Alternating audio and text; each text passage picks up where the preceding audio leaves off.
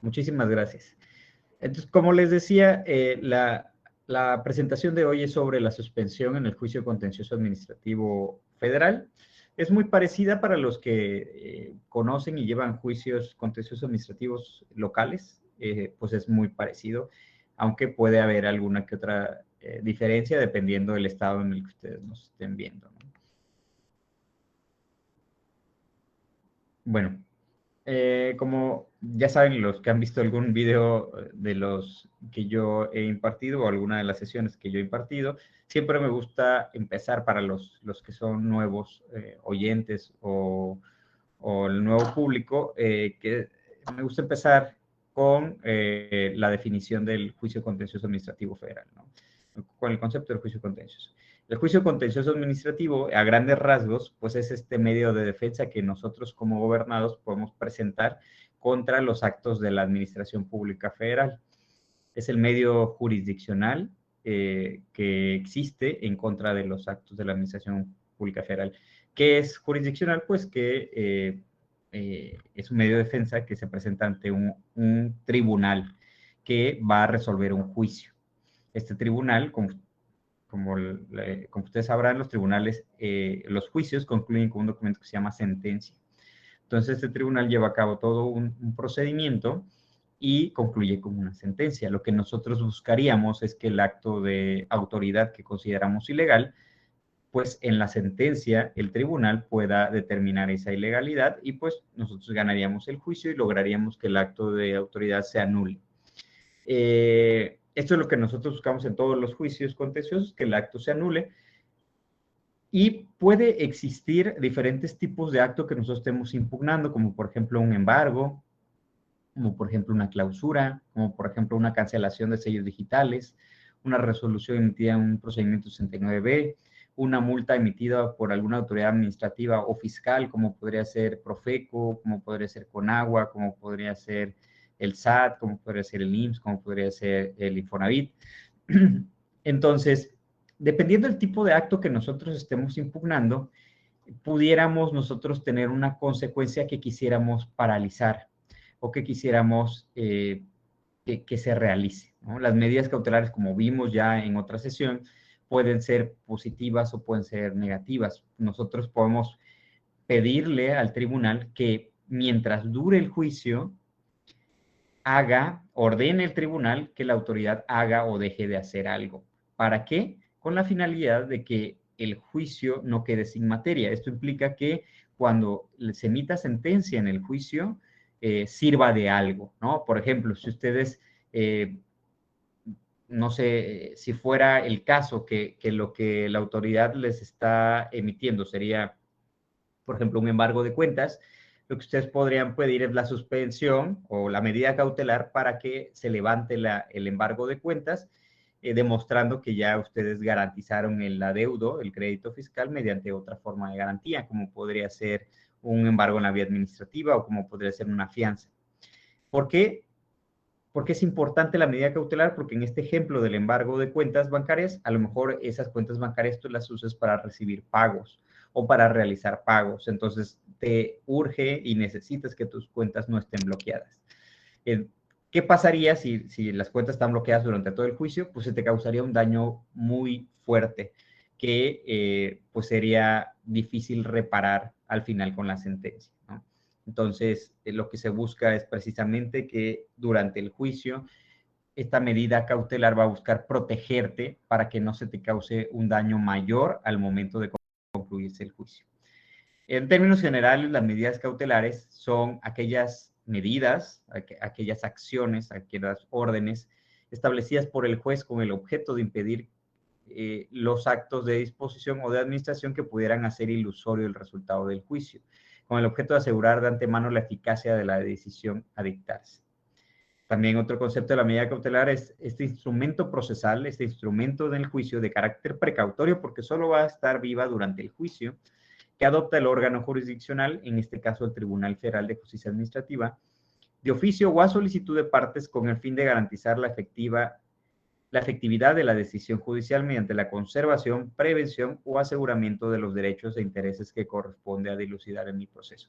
Por ejemplo, una medida cautelar que fue muy común en los juicios contenciosos, fue a estas personas que cambiaron, estos contribuyentes que cambiaron del RIF a RECICO, del régimen de incorporación fiscal al régimen simplificado de confianza.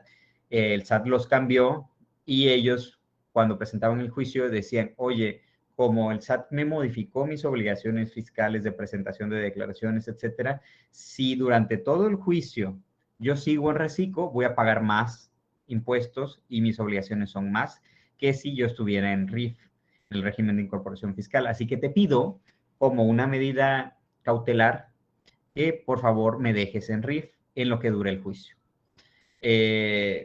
Muchas salas del Tribunal Federal de Justicia Administrativa, incluida donde yo estoy en Cancún, pues autorizaban eso, concedían la medida cautelar para que el juicio no quedara sin materia, para que no se le causara una mayor afectación al contribuyente. Y mientras durara el juicio, él podría estar en el régimen que él consideraba que era el régimen de incorporación fiscal y en el supuesto de que él perdiera el juicio, pues ya se le iba a cambiar al RECICO con las implicaciones que eso conlleva, ¿no? La idea es no causarle una mayor afectación a los particulares que están impugnando. Las medidas cautelares en la Ley Federal de Procedimiento Contencioso Administrativo, que es la ley que regula el juicio de nulidad, están reguladas en el artículo 24, a partir del artículo 24, y este artículo señala que una vez iniciado el juicio contencioso administrativo, tú puedes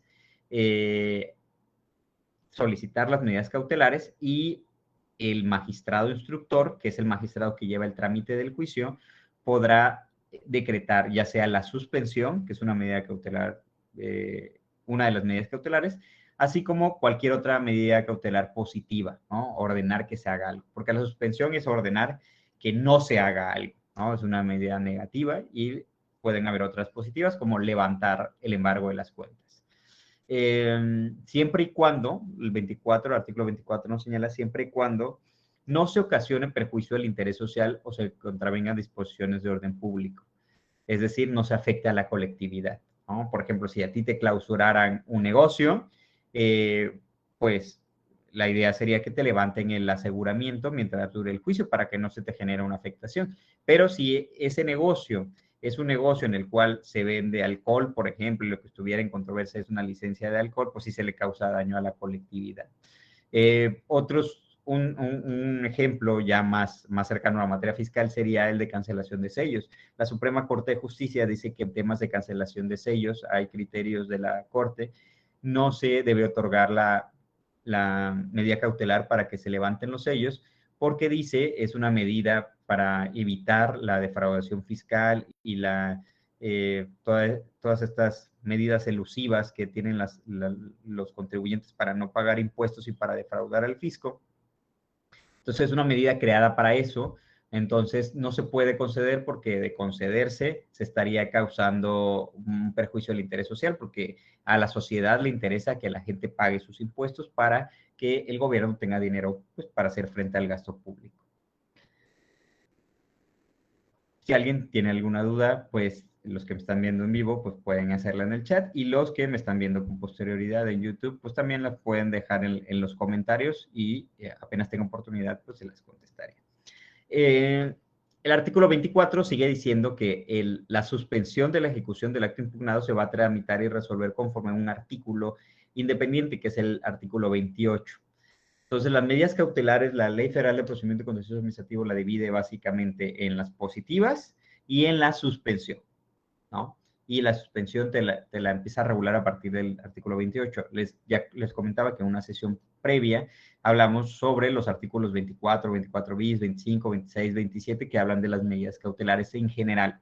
Pero en esta sesión nos vamos a enfocar en el artículo 28 principalmente, que es el que regula la suspensión en el juicio contencioso administrativo federal.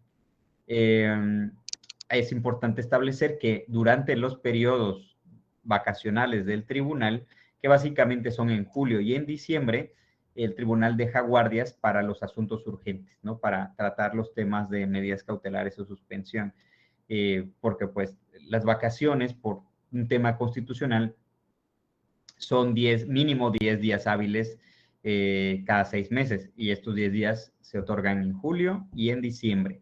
esos periodos vacacionales siempre se queda una guardia en las salas regionales para admitir, bueno, para recibir los asuntos urgentes y resolver las medidas precautorias correspondientes, ya sea suspensión o una medida cautelar. Bueno, como ya habíamos comentado, del artículo 24 se desprende que para que procedan las medidas cautelares hay dos condiciones. Una, que las medidas cautelares impidan que la resolución impugnada pueda dejar el litigio sin materia. Es decir, si no se concede, el juicio puede quedar sin materia. Por eso es importante concederse la medida. Y que estas medidas, de no decretarse las medidas cautelares, se le pueda causar un daño irreparable al actor. Perdón. ¿Cómo podría ser lo de las cuentas bancarias o lo de la clausura, ¿no? Que son, es muy común ese tipo de solicitudes de medidas cautelares respecto a cancelación de créditos o, por ejemplo, en el juicio contencioso en asuntos de migración, es muy común que las autoridades migratorias le pidan a las personas que intervienen en los procedimientos que salgan del país, ¿no? Como no cumplen los requisitos que la autoridad migratoria pide, les pone unos plazos para que salgan del país en los plazos que las autoridades señalan. En esos casos, cuando ellos vienen a juicio a controvertir esas resoluciones, nos piden la medida cautelar para que no se les obligue a salir del país. Es una medida cautelar positiva y nosotros ordenamos a migración que, bueno, en este caso, va a depender cómo lo solicite, pero se le puede ordenar a la medida como medida cautelar que no se aplique esa orden de retirarlo del país. Y se puede suspender la ejecución de ese acto, ¿no? Para que no se ordene que la persona salga del país. Hay dos casos de excepción para el otorgamiento de la medida cautelar, como ya habíamos comentado, y es cuando se siga a perjuicio del interés social y cuando se contravengan disposiciones de orden público. Ahora, ya entrando en materia respecto de la suspensión, como ahí se trata de reflejar en esa caricatura, en esa imagen, pues lo que busca la suspensión es paralizar algo, ¿no? Que lo que tú, el acto que tú estás impugnando, todos los actos van a ser ejecutables de alguna u otra manera. Entonces, el acto que tú estás impugnando, si se va a ejecutar, como podría ser la determinación de un crédito fiscal, se va a ejecutar yéndotelo a cobrar, tú buscas que ese acto se paralice, es decir, que no te lo cobre. Para esto, pues tienes que cumplir ciertos requisitos, que son los que vamos a analizar. La suspensión, como dice acá, debe entenderse como la determinación jurisdiccional por virtud de la cual se paraliza temporalmente la potestad de las autoridades que han emitido esos actos o de las que deben ejecutarlos, y tiene como fin primordial conservar al demandante en el goce de sus derechos e impedir que con la ejecución del acto que estás impugnando se causen daños y perjuicios de difícil reparación, manteniendo viva la materia del juicio y por lo tanto el efecto que va a tener la sentencia en el supuesto de que tú ganes el juicio, de que tengas una sentencia favorable. El artículo 28, que es el que estamos analizando, también señala que la solicitud de suspensión del acto impugnado tiene que ser presentada por el actor o su representante legal y puede ser presentada en su demanda o posteriormente, que va a tener la sentencia en el supuesto de que tú ganes el juicio, de que tengas una sentencia favorable. El artículo 28, que es el que estamos analizando, también señala que la solicitud de suspensión del acto impugnado tiene que ser presentada por el actor o su representante legal y puede ser presentada en su demanda o posteriormente. Nos dice primero que se va a tramitar y resolver con las reglas que el artículo 28 nos pone. Las reglas son que no se afecte el interés social ni se contravengan disposiciones de orden público y que sean de difícil reparación los daños o perjuicios que se causen al solicitante con la ejecución del acto impugnado.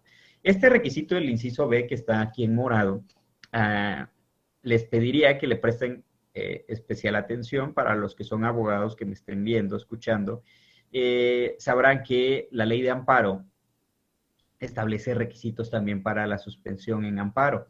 Y hay una norma en la propia ley de amparo, una regla, un artículo que señala que cuando algún alguna ley establezca mayores requisitos para la suspensión que la propia ley de amparo, no será necesario agotar el medio de defensa previo.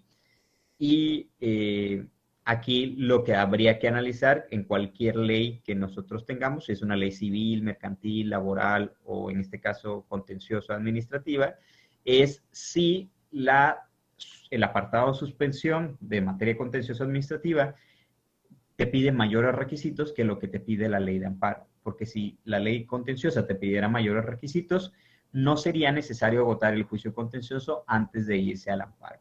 Esto se los quiero comentar ahorita porque hay una jurisprudencia que vamos a analizar más adelante sobre este tema. Entonces, en este momento es importante señalar lo que dice la ley. Lo que dice la ley es que para que se te conceda, no se tiene que haber afectación al interés social ni contravenir disposiciones de orden público y además el daño tiene que ser de difícil reparación. También el artículo 28 nos continúa diciendo que se tienen que dar ciertos requisitos y uno de los requisitos son que tratándose de la suspensión de actos de determinación, liquidación, ejecución o cobro de contribuciones, como podría ser pues el IVA, el ISR, cualquier otro impuesto, aprovechamientos como podrían ser multas, inclusive las no fiscales, y otros créditos fiscales, ¿no?, que las propias leyes señalen como créditos fiscales, se va a conceder la suspensión, pero esta suspensión va a surtir efectos siempre y cuando se haya constituido o se constituya la garantía del interés fiscal ante la autoridad ejecutora. Esto es importante porque luego, cuando se solicita la suspensión, me ha tocado ver que los particulares, los abogados, presentan sus garantías ante el tribunal. Y cuando ha pasado así, nosotros les regresamos la garantía. Le decimos, oye, esta póliza de fianza o esta garantía que me estás exhibiendo, no te la puedo aceptar porque la ley dice que tú tienes que garantizar ante la autoridad ejecutora, no ante el tribunal. Y la autoridad ejecutora pues puede variar dependiendo de la autoridad. Si se trata del SAT, pues la autoridad ejecutora son las administraciones desconcentradas de recaudación. Si se trata del IMSS, tienen una jefatura de cobros, me parece. Entonces, cada autoridad va a tener su propia autoridad ejecutora, que va a ser la que tiene facultades para ir a cobrar esos adeudos. Entonces, tú la suspensión la tienes que solicitar ante la autoridad ejecutora, no ante el tribunal. Y para que proceda, entonces, la suspensión, para que surta efectos la suspensión, tienes que haber exhibido garantía. Entonces, aquí vamos a empezar a desmenuzar también el artículo 28 y más adelante en otra diapositiva está que el artículo 28 te establece dos tipos de requisitos y uno de los requisitos son requisitos de procedencia de la suspensión y los otros requisitos son requisitos de efectividad de la suspensión. Es decir, uno es para que proceda la suspensión y el otro es para que esa suspensión que ya procedió surta efectos. Entonces, la garantía del interés fiscal es un requisito de efectividad, como vamos a comentar más adelante. Entonces, para que te otorguen la suspensión, puede haber ocasiones donde, nos dice la propia ley, se te puede reducir la garantía. Es decir, si el crédito fiscal es de 100,000 pesos, se te puede reducir siempre y cuando tú demuestres dos cosas. Nos dice la ley que el monto del crédito excede tu capacidad económica, que eso es muy... Nunca me ha tocado ver que lo demuestren. Me ha tocado ver que lo solicitan, pero simplemente lo solicitan. O sea, simplemente dicen, yo tengo un crédito de 1,000,000 y no lo puedo pagar, pero no lo demuestra. Y ante una autoridad jurisdiccional todo lo tienes que demostrar. Tendrías que exhibir, pues, todos los elementos probatorios que consideren. A mí se me ocurre que podrían exhibir estados de cuenta bancarios, no sé, reportes del registro público de la propiedad, registro público vehicular, para acreditar que no tienes bienes y no tienes capacidad económica, recibos de nómina para pagar ese crédito, por ejemplo, ¿no? Entonces va a depender si eres persona física, persona moral, pues necesitarías demostrar que no tienes la capacidad económica. Una vez me lo solicitó una persona física y me exhibió un estado de cuenta de un banco, pero pues yo con ese estado de cuenta tampoco sé si él tiene otras cuentas bancarias, ¿no? Porque tú puedes tener 10 cuentas bancarias. Que me exhibas una en ceros no significa que no tengas capacidad económica. Entonces, una vez una persona vi que lo solicitó y exhibió un estudio socioeconómico que le había hecho el Poder Judicial, donde el Poder Judicial, en este estudio socioeconómico, en la Defensoría de Oficio creo que se la hizo, establecía que la capacidad económica de esa persona era hasta tantos miles de pesos mensuales. Y con eso logró demostrar que no tenía la capacidad económica y se le redujo la garantía. Entonces, pues va a depender de qué elementos exhibas que tú puedas acreditar eso. Si se trata de un tercero distinto al sujeto obligado de manera directa o solidaria al pago del crédito, también se te puede reducir la garantía.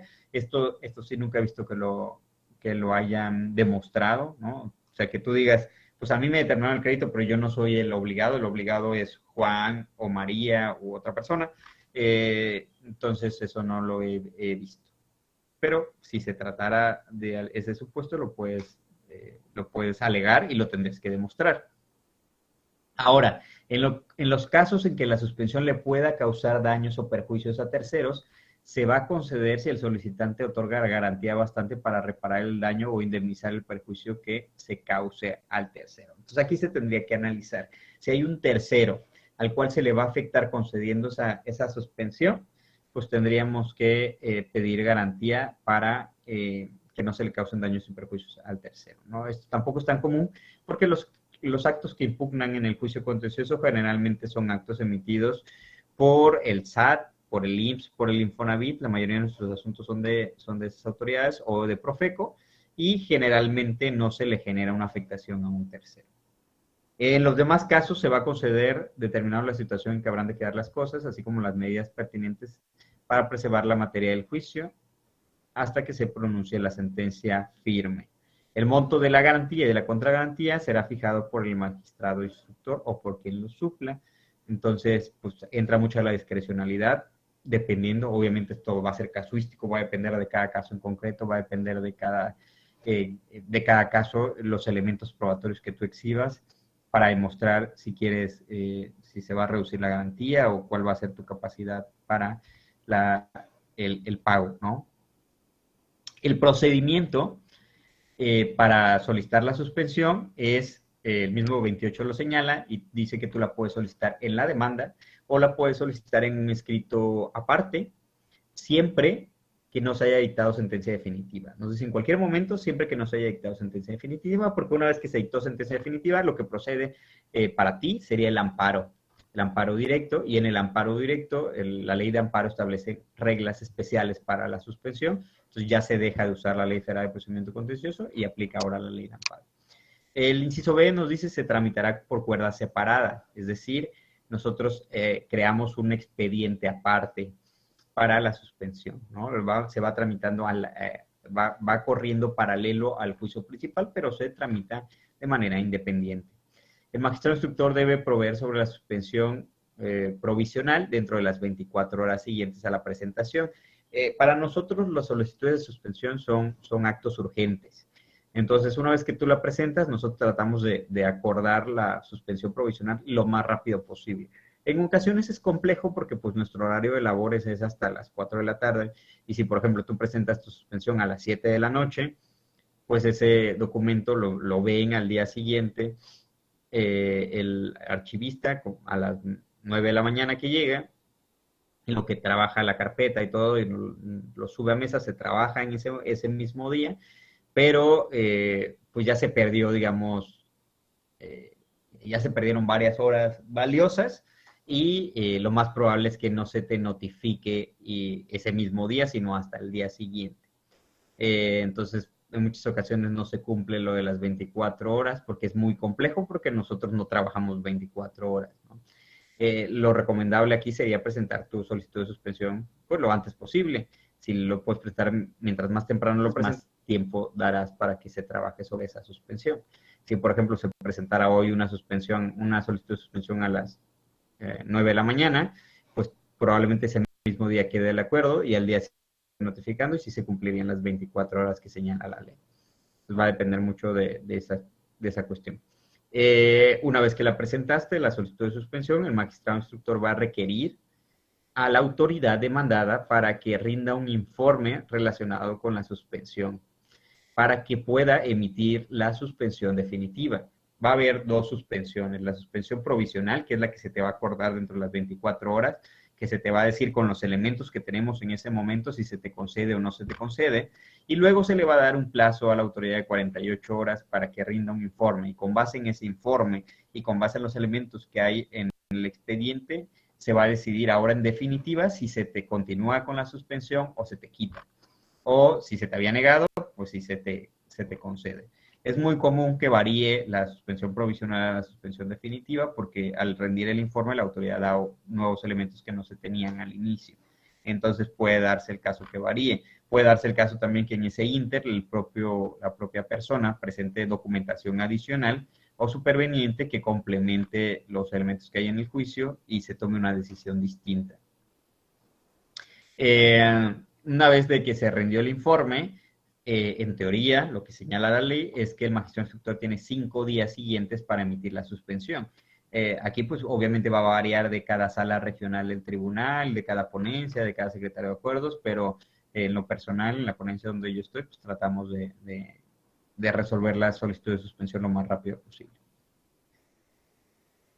Ahora, mientras no se dicte la sentencia definitiva, el magistrado instructor puede modificar o revocar la suspensión definitiva que ha dictado. Es decir, suponiendo que te embargaron las cuentas y en la suspensión definitiva el tribunal niega la suspensión y tú luego aportas otro elemento donde ya exhibiste, por ejemplo, una póliza de fianza, puede modificar la suspensión que negó y puede ahora ordenar que se liberen las cuentas o no sé, dependiendo del caso en concreto. Entonces, lo importante es que aunque se te haya negado la suspensión provisional, aunque se te haya negado la suspensión definitiva, si más adelante aportas otros elementos, se te puede conceder. No vas a solicitarla nuevamente, sino vas a demostrar que hay un hecho superveniente, un hecho novedoso, que justifica que esa suspensión se cambie, se revoque o se niegue si es la autoridad o se autorice si es el particular. Las partes pueden hacer uso de este derecho. Es decir, a lo mejor se te concedió, pero la autoridad viene posteriormente y dice, no se la debes de conceder porque está este nuevo elemento. Y valorando ese nuevo elemento, se puede cambiar la decisión y ahora se te puede negar. Si el solicitante de la suspensión obtiene una sentencia favorable, se va a ordenar que pues, se levante el embargo de las cuentas o lo que fuera, ¿no? Que existiera, que estuviera respecto a la suspensión. Si la sentencia es desfavorable, pues la autoridad demandada va a poder hacer efectiva la garantía. Ahora, esto es lo que yo les comentaba, que del artículo 28 podemos distinguir que hay dos tipos de requisitos de procedencia y requisitos de efectividad. Los requisitos de efectividad en contra de actos relativos a la determinación, liquidación, ejecución o cobro de contribuciones, la fracción 2, y se constituyen condiciones que el demandante debe de cumplir para que surte efectos la suspensión concedida. Esto es para que sea efectiva, para que pueda paralizar o cesar el acto impugnado, es necesario cumplir con sus requisitos de efectividad, que es básicamente exhibir la garantía, ¿no?, ante la autoridad ejecutora. A diferencia de los requisitos de procedencia, que son los requisitos simplemente para que proceda, como que la solicites en tu demanda, en otro escrito y no se cause perjuicio al interés social ni se contravengan disposiciones de orden público. Entonces dice la propia ley que puede acontecer que la suspensión se haya sido concedida, pero que, porque cumpliste los requisitos de procedencia, pero como no otorgaste garantía, no cumpliste los requisitos de efectividad, entonces no va a operar la paralización o cesación del acto impugnado o sus consecuencias por no haberse precisamente cumplir los requisitos de efectividad. Esto es muy común. Muchas personas solicitan la suspensión, pero no ofrecen la garantía. Entonces, se concede la suspensión, pero se condiciona su eficacia a que se garantice el interés social. Entonces, por lo que hace al acreditamiento del ofrecimiento de la garantía, su constitución, la falta de ello no trae como consecuencia que se niegue la suspensión, sino que la suspensión no sea eficaz. lo que implica que la autoridad estará en aptitud legal de proceder a la ejecución de los actos impugnados en virtud de que dicha ejecución aún no ha sido paralizada. Esto, como les decía, es muy común que tienen un crédito fiscal, soliciten la suspensión, pero no ofrecen la garantía. Entonces, aunque se concede la suspensión, está condicionada a que garantices y esto justifica a la autoridad si quiere iniciar un procedimiento de cobro para garantizar el crédito fiscal. Entonces, pues sí tienes que tener cuidado. Si lo que quieres es que no te inicien un procedimiento de cobro, además de solicitar la suspensión, tendrías que garantizar el crédito fiscal. Aunque yo he visto que hay autoridades como, por ejemplo, Profeco, independientemente de que no hayas garantizado, no ejecutan el acto. Sin embargo, hay autoridades como el IMSS o el SAT que si no garantizas, sí van y ejecutan el acto, sí van y te inician un procedimiento de cobro. Ahora, esto es todo lo que señala la ley respecto a la suspensión. Ahorita vamos a comentar algunos ejemplos y les voy a hablar sobre algunas breves jurisprudencias. Pero, ¿qué pasa en el supuesto de que te nieguen a ti la suspensión y tú estés en contra de esa negativa? Puede pasar, de hecho pasa muy seguido, porque una característica obviamente que tienen todos los juicios es que al haber dos partes nunca va a haber una parte, nunca va a haber un juicio donde todos estén contentos. Siempre va a estar enojada la autoridad demandada o el particular, ¿no? Entonces a mí me ha tocado platicarlo con autoridades que dicen es que ustedes siempre le dan la razón al particular, y luego me he tocado a los abogados de los particulares que me dicen es que ustedes siempre le dan la razón a la autoridad. Entonces, pues no, nadie está contento porque son juicios y en los juicios siempre va a haber un ganador y un perdedor. Siempre una resolución va a favorecer a alguien y va a perjudicar a alguien. Entonces, en la suspensión, si a ti te la conceden, la autoridad puede pelear esa concesión a través de un recurso de reclamación. Si a ti te la niegan, tú la puedes pelear a través de un recurso de reclamación. Entonces nos dice el artículo 62 de la Ley Federal de Procedimiento Contencioso Administrativo que las resoluciones que concedan, nieguen, modifiquen o revoquen las medidas cautelares, entre ellas la suspensión, pueden ser impugnadas mediante la reclamación. Tienes 5 días para presentar el recurso de reclamación y una vez que lo presentes se va a correr traslado a tu contraparte para que igual en 5 días realicen manifestaciones, se pueda defender y pueda defender la suspensión concedida o negada. Y una vez transcurrido ese plazo, la sala va a emitir la reclamación que va a decidir si fue correcto o incorrecto que la concedieran o la negaran. Como ya leímos, como ya vimos, la suspensión provisional y la suspensión definitiva la resuelve el magistrado instructor, que es un magistrado que está llevando el trámite del juicio. Sin embargo, cuando presentas la reclamación, ya no va a ser resuelta por el magistrado instructor, sino por los 3 magistrados que integran la sala. Recuerden que las salas regionales están compuestas por 3 magistrados.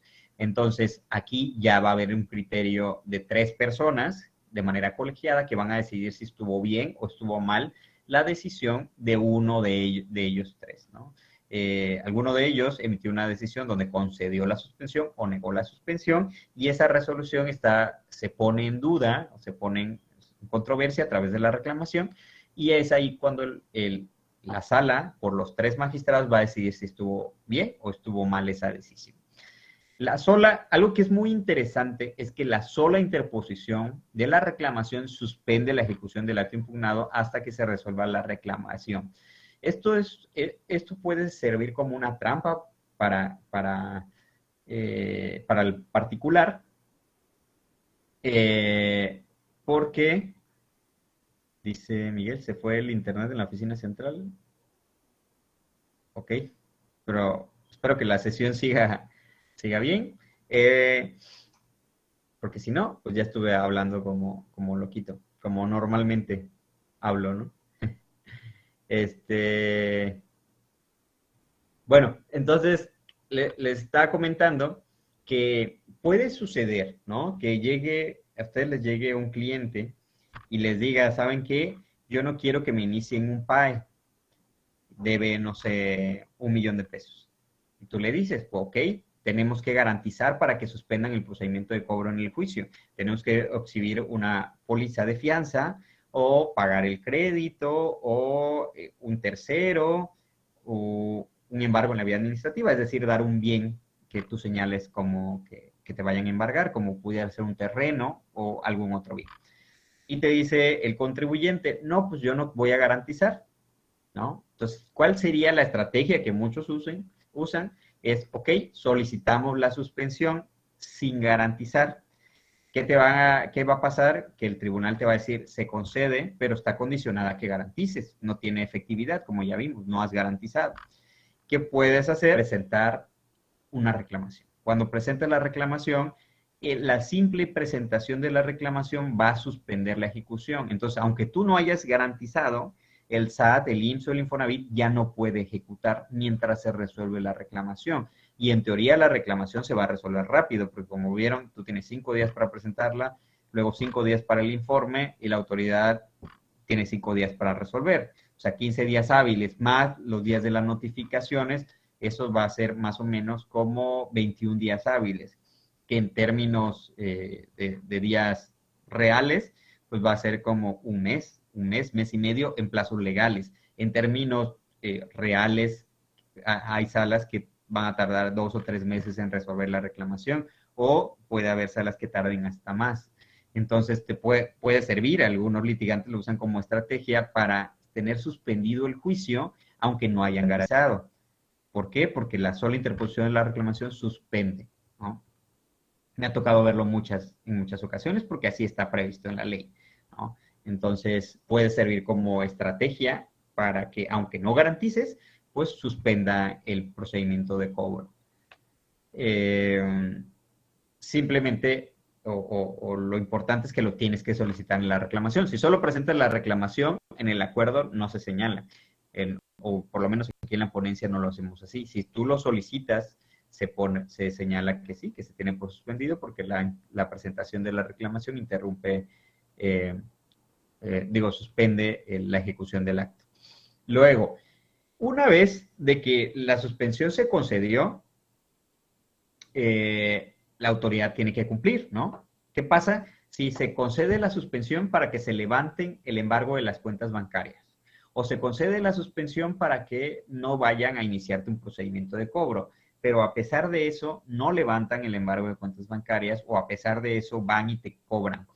La autoridad, llámese SAT, IMSS, Infonavit, estaría violando la suspensión. Habría una violación a la suspensión definitiva o a la suspensión provisional.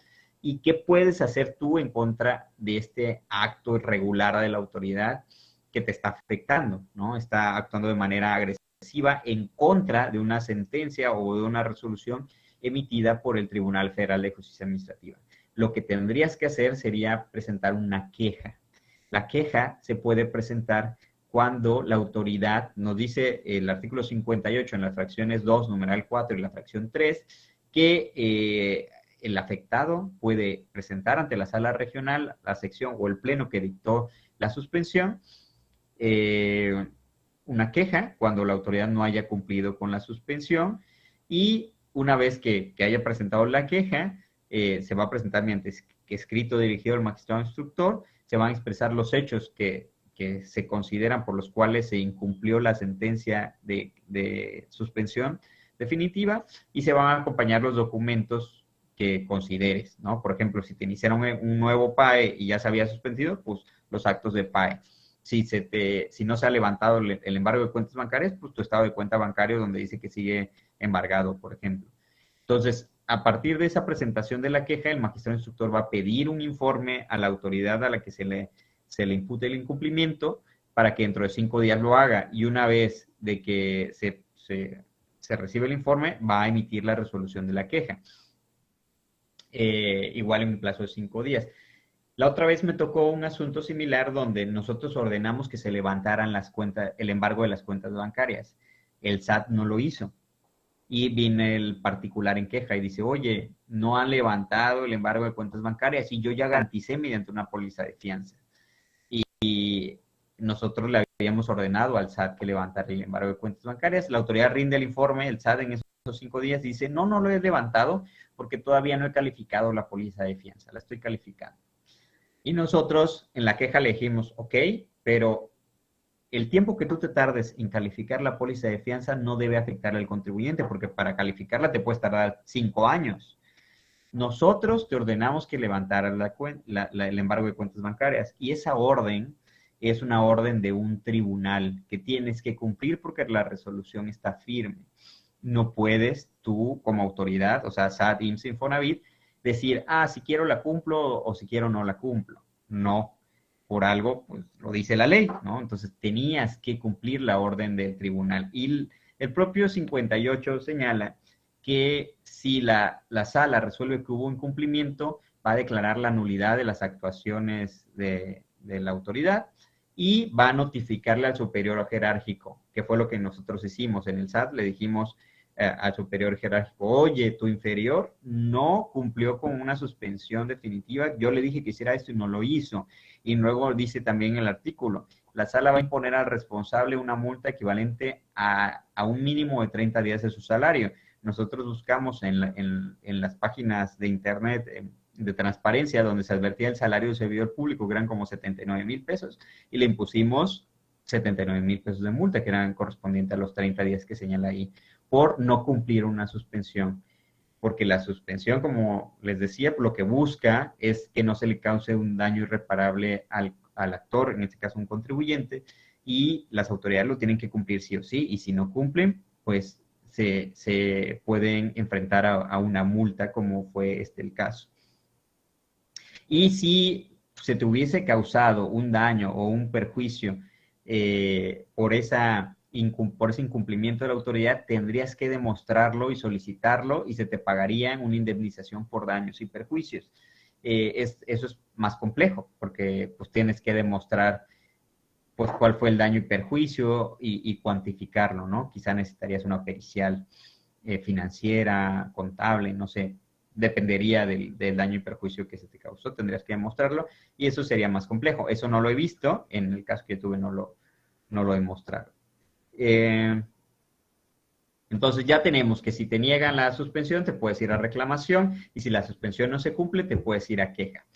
Otra cuestión respecto a la suspensión es específicamente en el juicio de resolución exclusiva de fondo. Me parece que ya también en un video previo hablamos sobre este juicio. Es un juicio especial donde solo se hacen valer cuestiones de fondo, no de forma, y solo se tramita en la Ciudad de México. Hay una audiencia oral. En este juicio, uno de los artículos que lo regulan es el 58-19, y este juicio tiene la característica muy, muy especial. No, el 58-19 nos dice que se te va a conceder la suspensión sin necesidad de garantía. Cuando se admita la demanda, se concede la suspensión sin necesidad de garantía. Y va a surtir efectos esta suspensión hasta que se dicte resolución que ponga fin al juicio de resolución exclusiva de fondo. Este artículo 58-19 a mí me parece bueno, pero me parece un poco ilógico. ¿Por qué? En el juicio de resolución exclusiva de fondo estamos hablando de resoluciones que exceden 200 sumas elevadas al año y que deriven de una visita domiciliaria, revisión de gabinete o revisión electrónica. Es decir, asuntos de más de 8 millones de pesos aproximadamente que deriven de una facultad de comprobación de estas que comenté.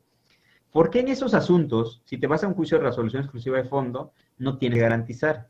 ¿Y por qué en un asunto de 50,000 pesos, de una multa del propio SAT o de Profeco, sí tienes que garantizar? ¿Cuál es la lógica para perdonarle la garantía a un deudor o un aparente o presunto deudor que debes 9 millones de pesos, 8 millones, 10 millones de pesos, y no le perdonas la garantía a una persona que debe 10,000, 20,000, 30,000 pesos, ¿no? Se me hace ilógico. Se me hace que si este derecho existe en el 58-19, debería existir para todos los asuntos en la Ley Federal de Procedimiento Contencioso Administrativo. Pero bueno, pues yo no hago las leyes y pues así lo dice la ley. Estás obligado a exigir. No. Entiendo que se puso así para incentivar que las partes promuevan este tipo de juicio, pero es injusto que si promueves el juicio de resolución exclusiva de fondo no tengas que garantizar y si promueves un juicio ordinario, normal, sí tienes que garantizar. También, ya para finalizar, vamos a platicar sobre tres criterios jurisdiccionales. Uno es este precedente del 2011 que nos dice, embargo de cuentas bancarias constituye un medio de garantía del interés fiscal para efectos de obtener la suspensión de la ejecución del acto impugnado. Y a grandes rasgos, lo que dice este precedente, que es aplicable para el Tribunal Federal de Justicia Administrativa, es que si el SAT, el IMSS, el Infonavit o cualquier autoridad te embargó tus cuentas bancarias, con el simple hecho de haberse embargado las cuentas sin que el SAT haya todavía verificado el saldo de esas cuentas, ese simple embargo ya nos traería a nosotros como tribunal la conclusión de que está garantizado el interés fiscal. Corresponde la carga probatoria de la autoridad de decir que el interés fiscal no está garantizado de manera suficiente, porque a lo mejor te embargaron una cuenta bancaria que tienes en Banco Azteca, en Bancoppel, Banorte o en el banco que sea, y a lo mejor no tienes nada de dinero, pero eso el SAT, el IMSS o el Infonavit lo tiene que averiguar. Si en ese momento lo único que se ha demostrado es que tienes embargadas las cuentas y no sabemos cuál es el saldo de la cuenta, con ese simple hecho nosotros ordenamos en la sentencia de suspensión o en la suspensión provisional que se suspenda el PAE. No puede continuar porque es el SAT, el IMSS o el Infonavit, la autoridad que corresponda, que tiene que averiguar cuál es el saldo de la cuenta y si ese saldo es suficiente o no para tener por garantizado el crédito, ¿no? Entonces, por eso nos dice aquí, si la autoridad no verificó el saldo de las cuentas embargadas al actor y por tal motivo no exigió garantía adicional, es evidente que consideró que ya se encontraba debidamente garantizado el interés fiscal, infiriéndose que, por tanto, que los créditos exigidos de pago a la actora se encuentran garantizados en forma suficiente, ¿no? La carga probatoria en la suspensión para demostrar que el interés fiscal no se encuentra garantizado siempre va a ser de la autoridad.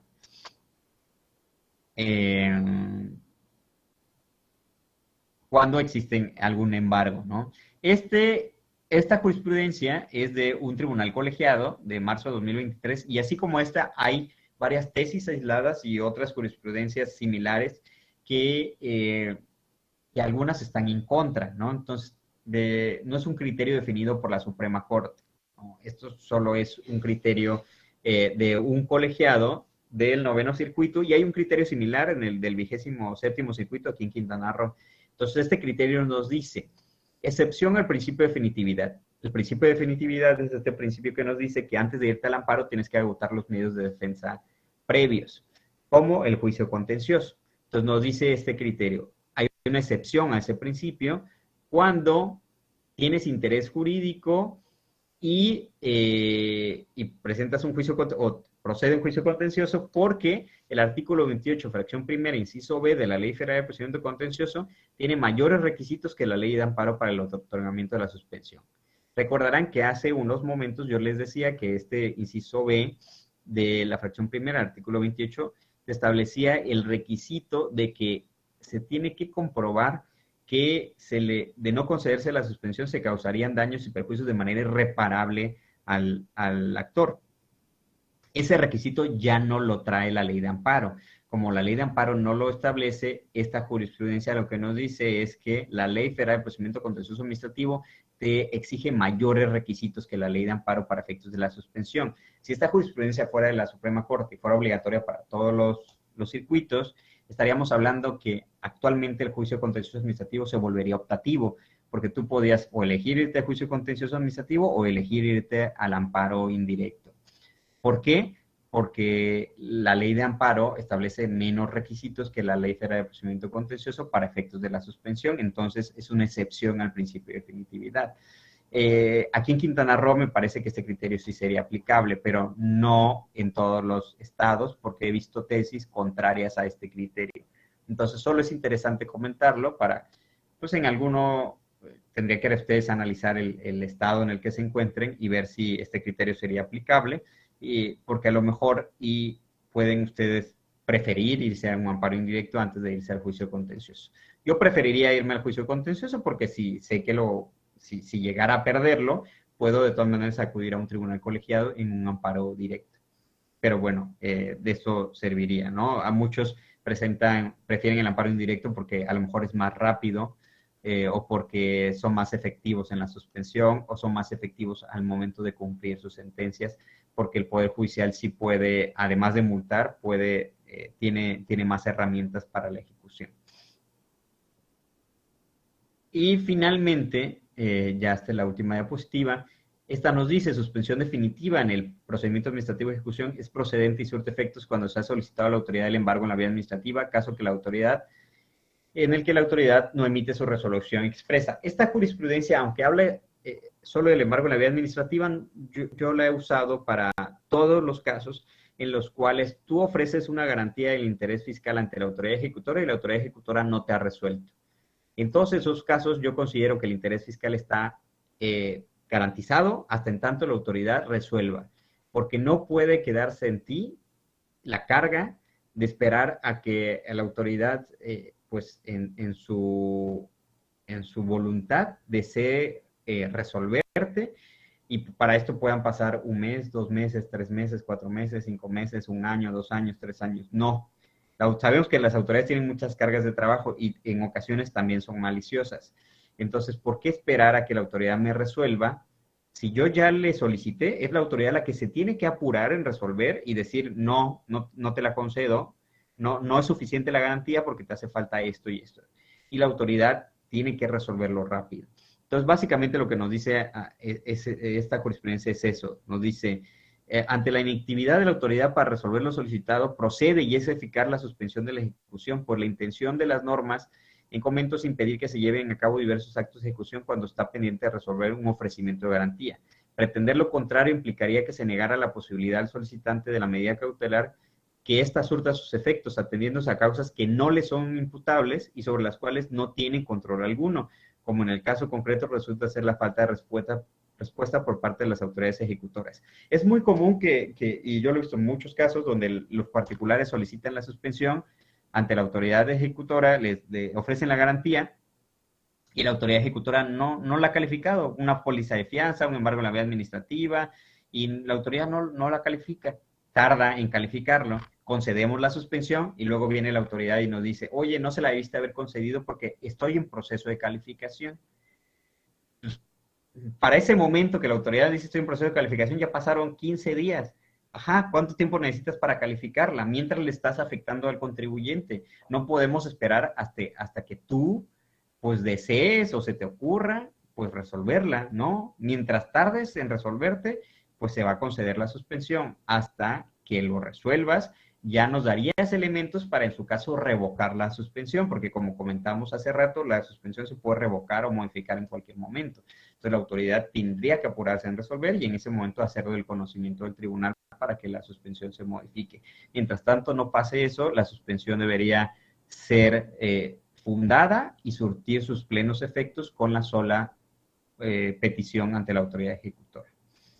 Y bueno, con esto terminaríamos la charla de hoy y de mi parte sería todo. No sé si existe alguna duda y si para los que vean posteriormente esta sesión en YouTube, si existe alguna duda, lo pueden poner en sus comentarios o me pueden contactar por redes sociales y con gusto pues voy a tratar de solventarla lo mejor posible. Un saludo, doctor Chamlati, a Silvia, a Santa y a todos los que apoyen en actualizándome. Un gusto como siempre. Espero verlos pronto. De hecho, voy a ir a Veracruz para el 17 de mayo. Voy para el Veracruz y regreso el 31 de mayo. Le escribo, doctor, a ver si vamos por un café o algo y nos tomamos la foto de actualizándome. Una mojarra. Yo soy fan de las mojarras, es mi comida favorita, de hecho. Estaría bueno. Le escribo a Miguel para ver si nos vemos.